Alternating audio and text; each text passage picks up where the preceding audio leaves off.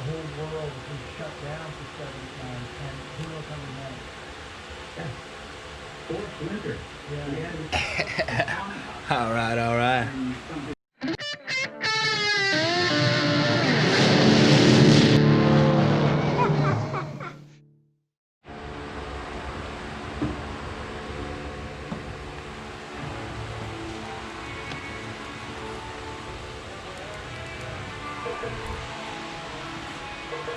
All right, guys, quick truck update. I've got everything under the truck done, except crossover pipe over here. I need, let's see if I prop this thing up here. I need a 2.5-inch V-band right here. And the way I deduced that, I thought I got the right size. This is a 3-inch over here. And since some of you may know those, some of you may not, I deduced, since I already know that this is a 3-inch V-band, I set the caliper to 3, and it'll measure the inside diameter of the pipe. Now, since I know how to measure these now, see if I can do this one-handed. Roll this dude back to 2.5 inch, and if you can see, 2.5 inches like right on the nose of how wide that V-band has to be. Okay. Other than that, intake's pretty well almost ready to go back on. I'm gonna leave the stock injectors in it for now just to see if I can idle it, possibly. And over here,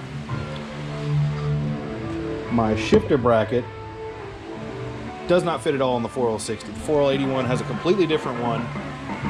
It is, there's a cap, like, there's a little cutout right here that your big transmission plug goes into, and it just does not fit at all. The bolt holes are off-centered. I'm pretty sure this is indexed in a different spot where your range selector is like not even going to work if it's not in the right spot. So I'm gonna have to do some research on this so I get a shifter bracket that'll work under the transmission. But other than that, everything under the truck is done. So I'm gonna start piling parts on the top here, hopefully making it look like a truck again by the end of the night. I got my cooler lines hooked up. I just looped them in case I want to run it. And it's the Summit brand twist lock or whatever it is. Stuff is amazing. It's better than sliced bread.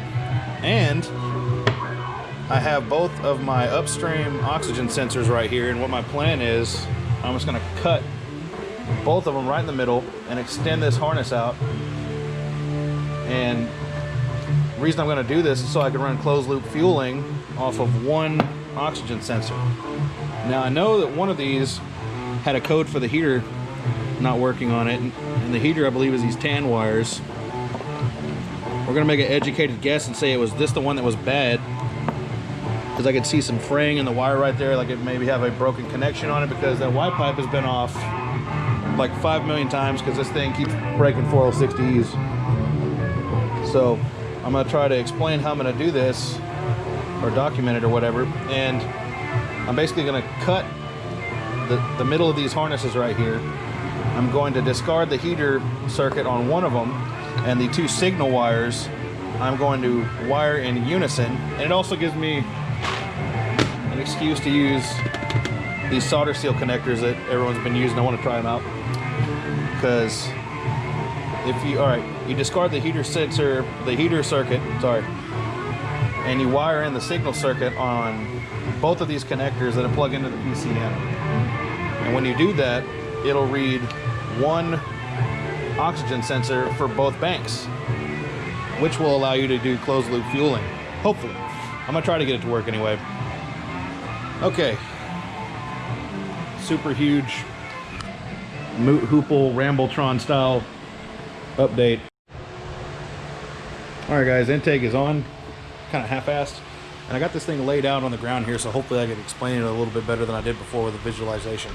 So this is the oxygen sensor that's going to be running right here in the back of the log, and since I only have one oxygen sensor, I only need one heater circuit to work. So we're going off of, we're going to go off of bank 1, and the heater circuit, when I looked on Mitchell, the heater circuit for this connector is actually the tan and the purple wire for this oxygen sensor plug.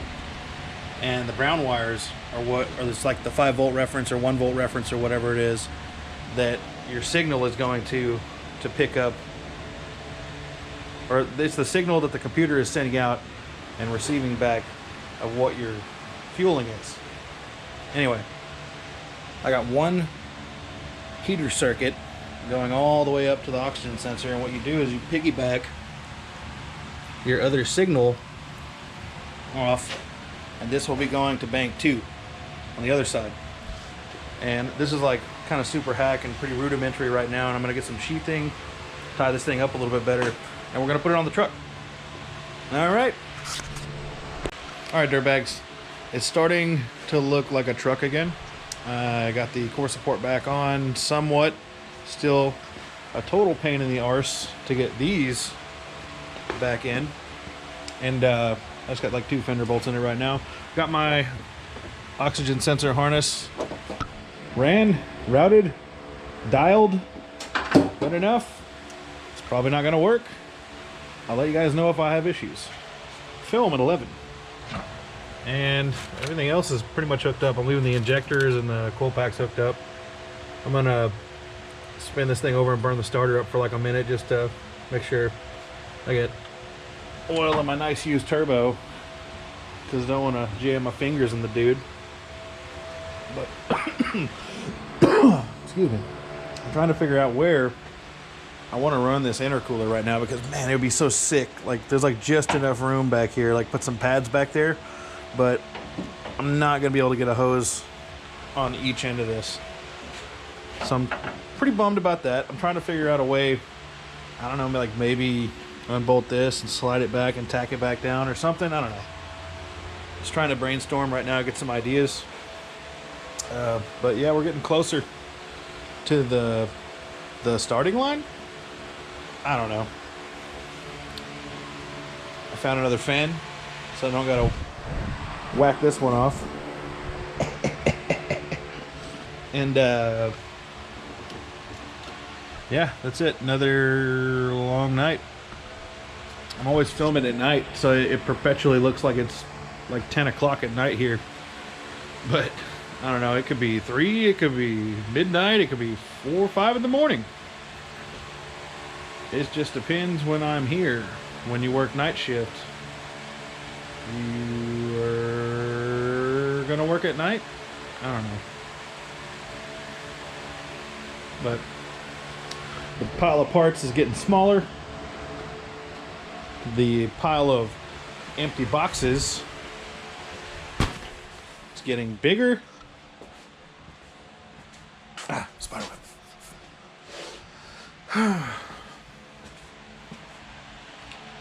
But right now I'm pretty happy with the progress. Literally the only thing underneath that I have to do is I got to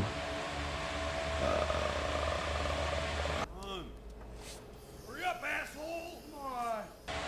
I got to do the crossover pipe, which I need a 2.5-inch V-band to pop that bad dude on there. I think that's it. I think I'm done under there. Pretty much done with this working on jack stands. But power steering's hooked up. I got it had one of those little coolers they usually have right here. I just deleted that, took this line off. It's like routed to an avalanche. Kind of spun it around, put the return hose, let's loop them back on there. We'll see how long that works. And I still got to deal with my map sensor right here. I got this extra Chinese map sensor. I don't know if any of you guys out there have ever dealt with that, but it's like this literally the cheapest one you could get on eBay. And the pins, they just want to bend. Like no matter how much finesse you use to plug that thing in there, they just want to fold over like a piece of shit. So I got my buddy Rogelio's coming over. He's gonna hopefully revive me with some barbecue. And it's beer time. One more thing. If you didn't know,